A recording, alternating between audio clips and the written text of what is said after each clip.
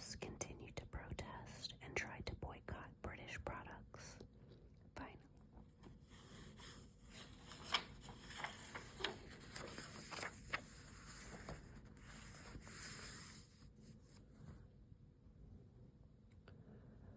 the American Revolution, also known as the War for Independence, was fought between 1775 and 1783.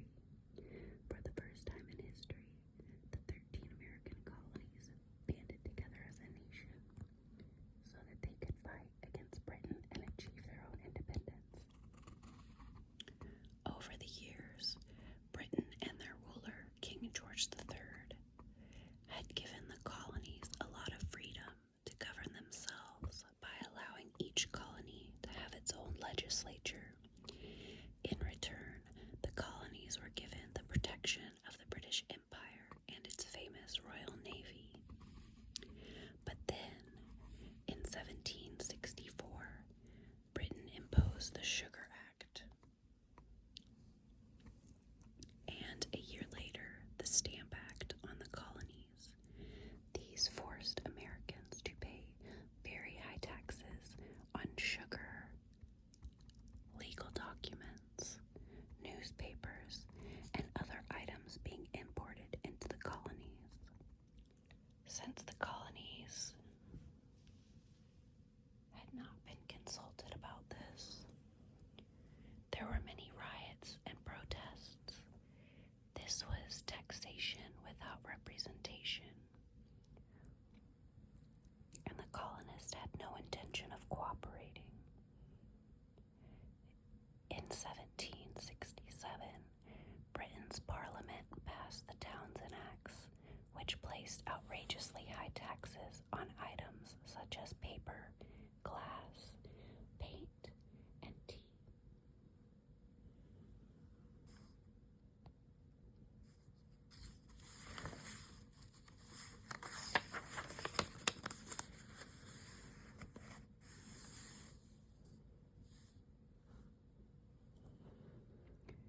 The colonists continued to protest and tried to boycott British products.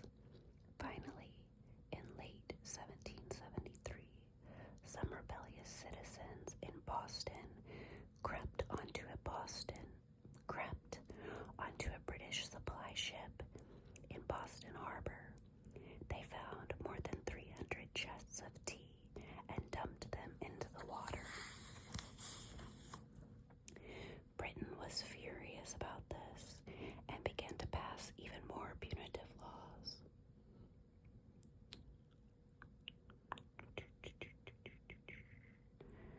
Which the colonists described as the Intolerable Acts. For many years, the colonies had acted like 13 little countries, but now it was time to work together. In 1774, the First Continental Congress met in Philadelphia with representatives from 12 of the 13 colonies. They agreed to remain under British authority, but decided that they wanted the right to create their own laws and taxes without British interference. They also agreed to ban imported products from Britain. Britain's response to this was to bring troops, the Redcoats, into the colonies. While the colonists had no army of their own, small local volunteer groups began to form militias so that they would be able to defend themselves. Then, one night, in April 1775, British troops were ordered to march from Boston out to Concord, Massachusetts, where they were planning to arrest rebel leaders and seize weapons and ammunition. That was the night Paul Revere crossed Boston Harbor and took his famous ride on horseback through the nearby towns, shouting a warning to one and all.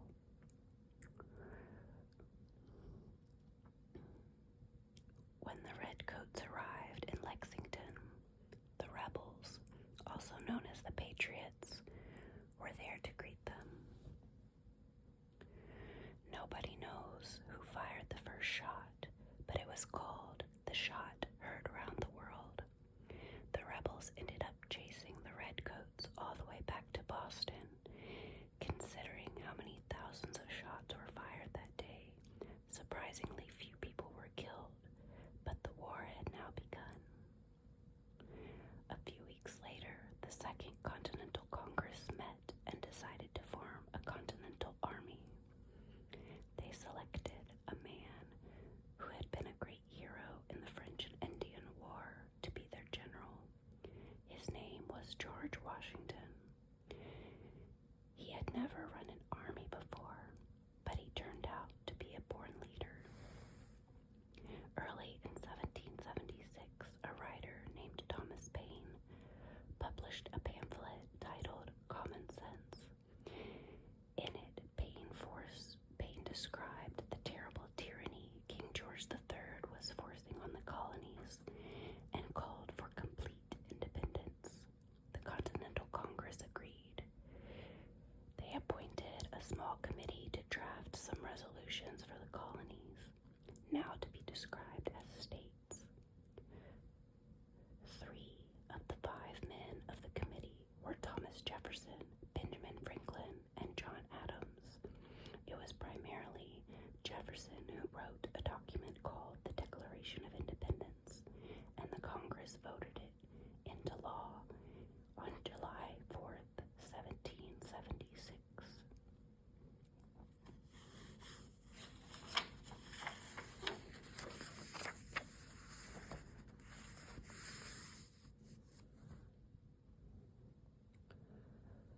There seemed to be very little chance that these tiny United States could defeat the Great British Empire. Britain had a population of 8 million people, a thriving economy, and the finest naval and armed forces in the world. The total population in the colonies was only 2.5 million, and 500,000 of those citizens were still pledging allegiance to King George. They were called Loyalists or Tories, and they refused to help the Patriots in the war against Britain. There were also 500,000 slaves who were not allowed to fight, and 200,000 more people who were neutralists and would not fight at all.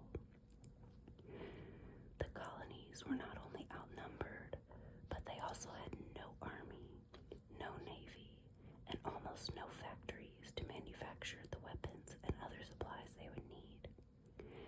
The only advantage they did have was that Britain was 3,000 miles away across the Atlantic Ocean and would have a hard time supplying its own troops. Britain's goal in the war was to squash the rebellion and force the colonies back under British rule, while America's goal was to gain total freedom and independence. The first major skirmish was the Battle of Bunker Hill, which actually took place on nearby Breeds Hill in Boston. Neither side won. The British should have easily defeated the small amateur militia, but because the undermanned Patriots fought so well, the British knew they were in for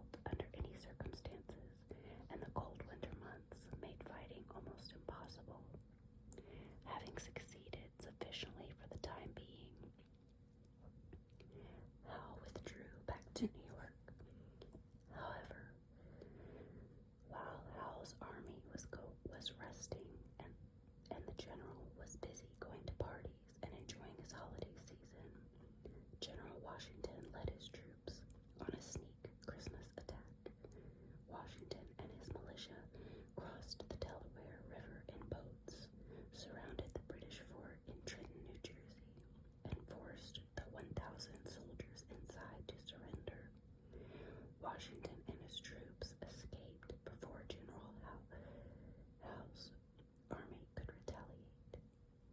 The war continued in small, indecisive battles. During 1777,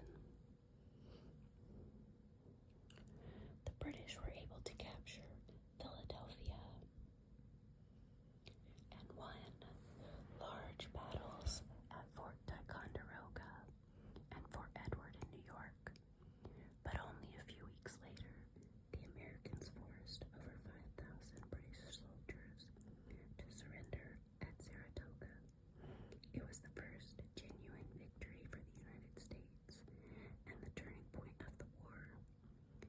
France, which had remained neutral, now decided that the United States would ultimately prevail, and they agreed to become our allies. Throughout the rest of the war, they were often able to provide desperately needed supplies and financial assistance to the colonists. Without this help, the Americans might not have been able to hang on long enough to win the war. The winter of 1777 to 1778 is famous because Washington brought his troops to Valley Forge, Pennsylvania for the winter. Food and clothing were so scarce that as many as 4,000 soldiers, about a third of the army, were barefoot and starving. While this could have permanently destroyed the soldiers' willpower, these struggles ended up making them stronger. The troops spent the long, cold months being drilled and trained in military tactics. By the time spring arrived, the motley Continental Army had become a group of skilled professional soldiers. The war continued on for the next several years. Britain couldn't manage to win, and the Americans would not give up. Finally, in late 1781, with France's help, America won a crucial victory at Yorktown, Virginia. They defeated British General Cornwallis, who was forced to surrender his entire British army of 8,000 men. It was the last real battle